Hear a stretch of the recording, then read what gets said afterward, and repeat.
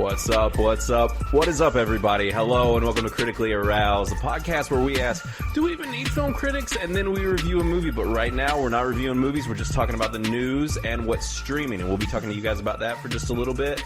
And then later on in this, well, for today, we'll be reviewing Thunder Force. I wasn't even going to tell you that as that in this episode, and then I decided to do it anyways. We just talked about out of habit. Listen, we've been doing this for like 60 times now or something. It's like, true. You know, habits. But anyway, so yeah, we're going to talk about the news with you guys for a little bit, what's been going on in the film industry. We keep going on these on and off weeks where there's a whole bunch and then there's nothing and then there's a whole bunch of nothing. So I've got 3 stories here. I think Chris even found something this week. This is very minuscule, but yeah. Yeah? What did you find? I'm curious. Well, we're doing it. Yeah, let's go my ahead. My name's Chris. now. I'm here once again, joined by Matt Verlack. There we go. Yeah, they're here. And hi, I'm Chris. Hello. Oh, sorry. I was not prepared for this. You don't have to. I can talk about it. No, it's cool. I got it. It's Mads Mikkelsen is joining Harrison Ford in Indiana Jones 5, which I did not even know there was going to be an Indiana Jones 5. But there we go. It's Harrison Ford's like last. I really am curious if they're going to put Shia in it. Probably not. Cause I wish they would. I wish they would. I liked him. People didn't like the last movie. I really did. Really? I dug it. Especially if you go back and watch the other ones. Like, it made sense. Like, yeah, they all pushed weird boundaries. Yeah. This one included. Right. But also, Shia wasn't the problem with that movie. Like, it's just the, like, outlandish things that happened is the most unbelievable part. But Shia did great, I think. Yeah, it was just like the Fast and Furious of Indiana Jones movies. Like, just like First of all, next how level. dare you? Never say that again. I know. I'm sorry to shame Fast and Furious like that. I Oh, don't wanna... wow. Yeah. But, you shame. Yeah. Sure. But yeah, no, I did see that. I think that was today, right? Or was it yesterday? That's today or when yesterday? I saw it. Yeah. Yeah. So this is brand new, hot off the press news as far as that goes. So yeah, it's gonna be cool. I'm down for Mads Mikkelsen being in anything. Man. Anything. He's in everything nowadays, I feel. They're just like, hey, Mads, be in that. Well, and usually they're Yeah, like, that's- Mads is the villain, and it doesn't look like he's a villain in this. Because the verbiage that they used was like he was a... I can't remember. I don't have the article here on hand, but it was whatever verbiage they used in the article sounded like that wasn't going to be the case. Usually if someone's a villain, they say, like, they're coming in as the villain role, or... Yeah. What if he's Indiana Jones's brother? That would work. That'd be pretty cool. Yeah. Could be They're long lost similar brothers, similar the ages. Foreign. Because I don't think he can pull off a clean American accent. I don't think. I've never heard him do one. Never heard him try. Yeah. I'd be interested to see. But that's brand new news for you. Yeah. There you go. So outside of that, the other big thing I was going to talk about is the news right here. And we've got some articles. You can take a look in our show notes. All the articles will be there where you can click on them direct and take a look at them for yourself. But is that Netflix has acquired the rights to stream Sony films like Spider-Man after their theatrical runs, which also means... I can finally watch whatever that one was. Yeah. Far From Home. Far From Home, which is still, you're like the only person ever that hasn't seen it. It's fair. But yeah, all of these films are going to be on Netflix. Now the crazy thing is that also means that Spider-Man will continue to not be on Disney Plus, but everyone has Netflix, so it's not like you won't be able to see it. Right. Right. But so it's just... does that mean Venom and... the older Spider-Man are going to be on there also? Probably will show up. So what this says here is Netflix and Sony Pictures have struck a deal that will keep upcoming Spider-Man films and other selections from Sony Pictures on Netflix. And this came from the Wall Street Journal. It says the reportedly multi-year contract will start with Sony's 2022 film slate.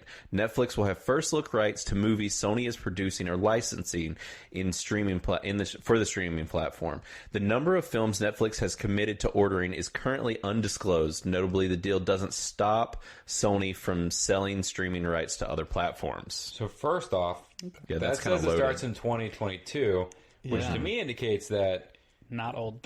anything that's already out is not It might not be. included. Yeah, and all that stuff right now, I think, is actually on Stars. They have a deal with Stars. Right.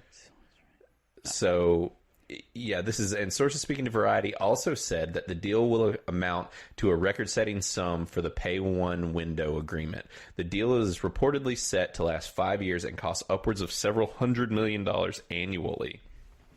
That's wild. Jesus. Yeah. That's a lot of money. Yeah, it is. And the interesting thing is that as this was reported a while, not this specific piece of news, but basically several years back, Netflix had said that they were going to essentially stop doing this with companies because they used to have a bunch of deals like this. Yeah. And they were like, we have so much content now, we don't care about having other people's content. Right. And they had said that basically it was going to get to a point where there wasn't much on Netflix outside of Netflix original content. And maybe a smattering of other things. So this is interesting that they're making this deal now. So the very last line of that paragraph says Netflix will also license certain older Sony Pictures films, which could include, I guess, other Spider-Man. Which would make sense. It would. I mean, if you've already got them sitting on there, like the new ones, then why won't you just go ahead and stick up the old ones?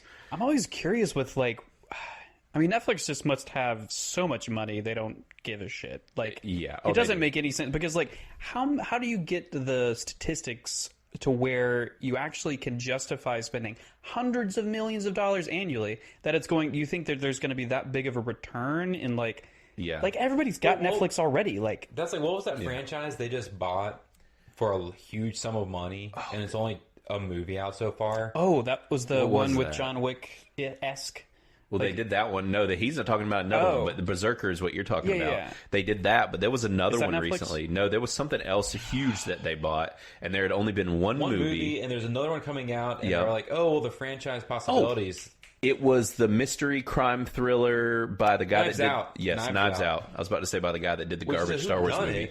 So I'm confused as how they're like, this is going to be a huge franchise.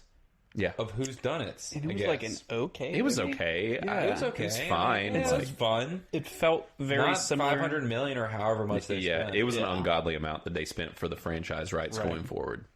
So, but I mean, I think that as a whole, he is a competent filmmaker. Mm-hmm. I was about to say Colin Trevorrow, but it's not Colin Trevorrow. It's he's massively hated in the Star Wars universe. Johnson.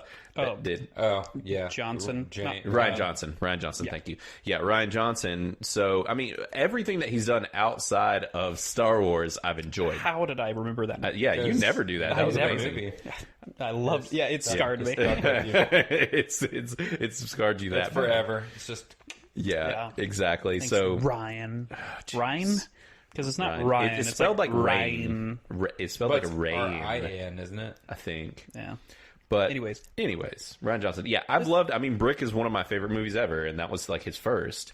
And I mean, I love Looper. He did fantastic films, just not a great Star Wars film. Yep. Yeah. He ruined the franchise, but that is what it is. Literally, all of Star Wars is now ruined because of you. Yep, he pooped on all of it. So outside of that, now that we've ended up on a hit list for YouTube after talking crap about Ryan Johnson, because people really like that movie, even though we were giving him compliments. We were. Until Star Wars. Up until Star Wars. I think he's very good at what he does, just not Star Wars. Yeah. So the next thing I want to talk about, I don't know if you guys saw this, but it's just following the suit with a bunch of stuff that's been dropping lately, is that Will Smith and director Anthony Fuqua, they're stopping filming of a new movie in Georgia because of the voting law.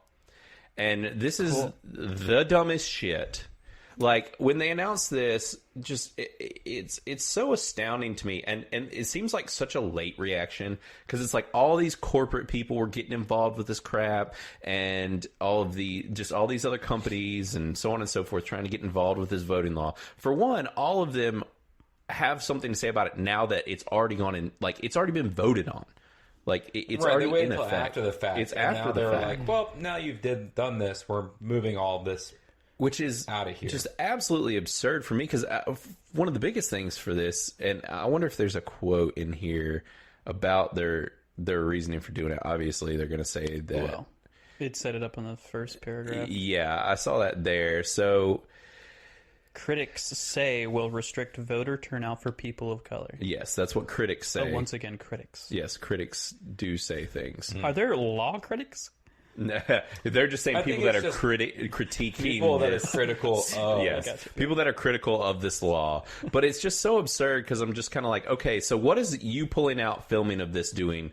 I mean, really, outside of potentially giving... All they're trying to do, and I mean, we saw it here in North Carolina a couple of years ago, and it did cause a pinch in the economy. That's all they're trying to do. They're trying to be like, hey, Georgia, we're going to affect your economy, so you change your law. Yeah, exactly. So you do what we want you to do. Literally what's happening is these corporations are going, hey, we don't like the laws you're enacting. We're going to affect your economy and try to force you to change your laws.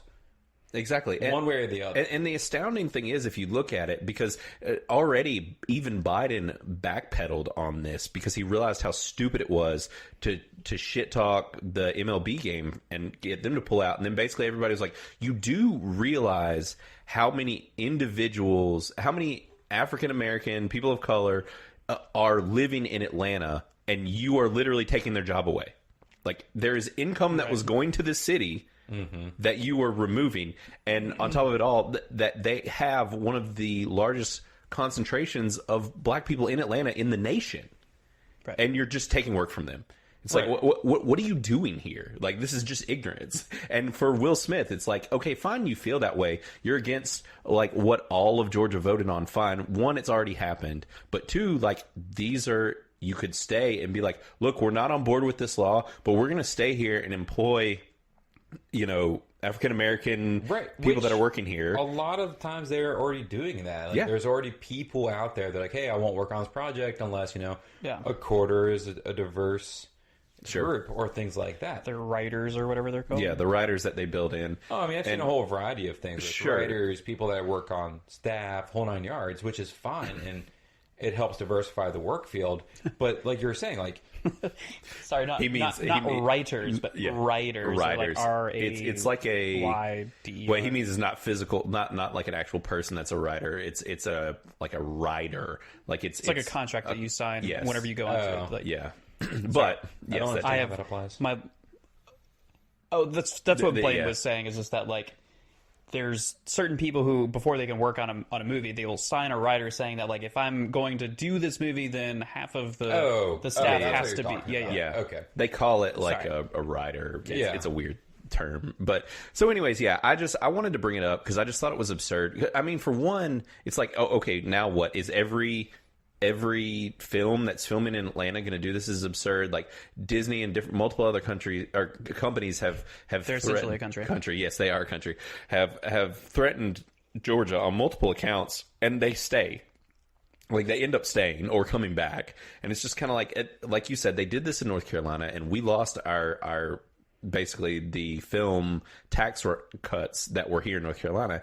And years ago, they used to film here all the time. Now they don't film here at all.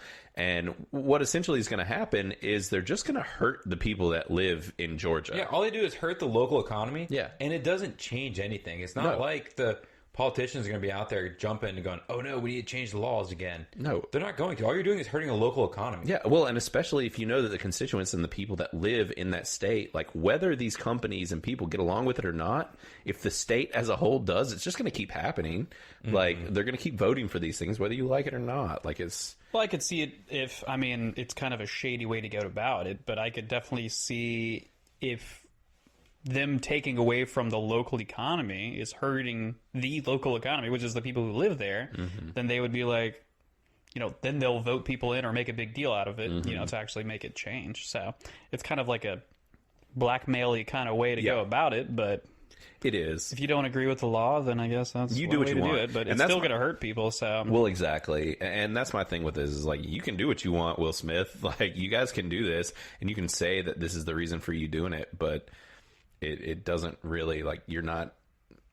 You're only hurting people right now doing this in the immediate. Like you're just people aren't going to work. Like so, hopefully, other people will just say, "Look, we'll vocalize that we don't agree with this, but we're going to keep working here."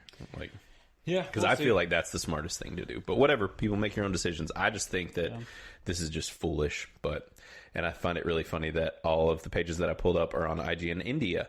So the next somebody uses a VPN. Yeah, I know, right? I actually don't think I'm using one right now. So this would be a perfect time for a VPN advertisement. So send them our way.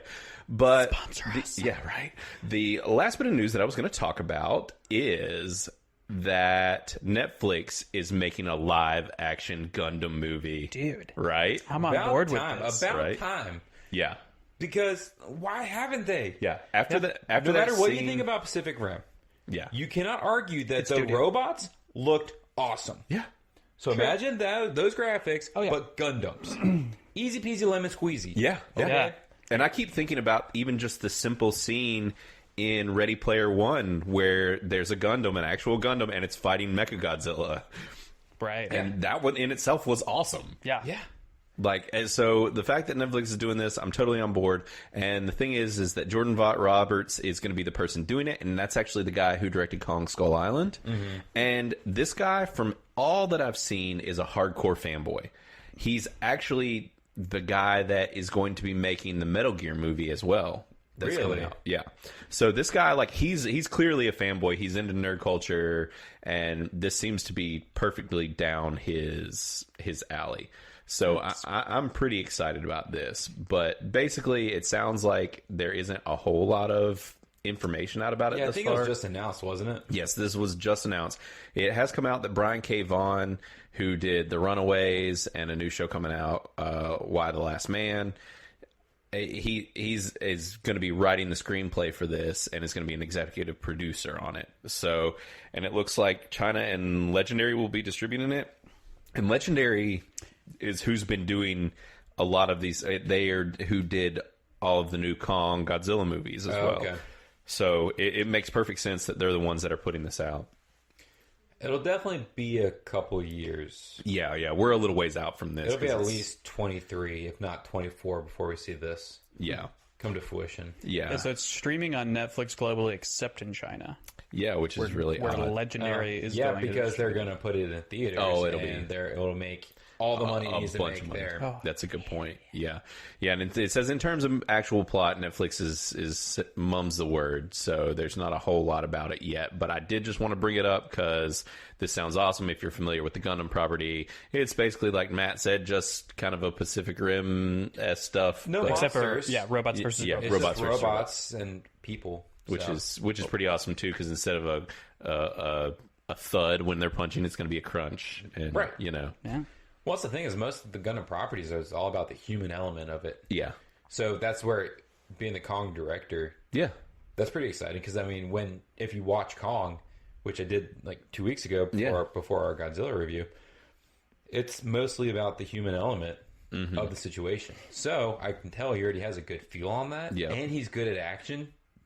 So that I have high hopes. Yeah, I do. I do too. I think he's the perfect person for it, and that's the thing. Over the years, if there's anything we've learned, is that the people who are best at handling these type of properties are people who are fans and are into the culture and into these types of things. And it's like, if you've got a guy who's done Kong, he's clearly a huge fan of Metal Gear, and he's doing a Metal Gear movie. It's like, this guy seems like a good fit. So yeah, and Kong was a good movie. It was. So, yeah, I thought this was pretty exciting news, but that was the main stuff I wanted to talk about this week. There were a couple other stories, but they were smaller, not a whole lot of info, kind of deals. So we'll see. There should probably be some more news next week because it looks like there's actually still news kind of chugging out. And I think there could potentially even be some news to talk about once we see what happens on Falcon and Winter Soldier this week from what it sounds like. So yeah, might be some big reveals. Yeah. But y'all have both heard something about a big reveal, but I have not heard. Well, I said it a little bit ago. You said it. Yeah. I don't listen to what you say. Not on this podcast, but yeah. So that's it for the news, everybody.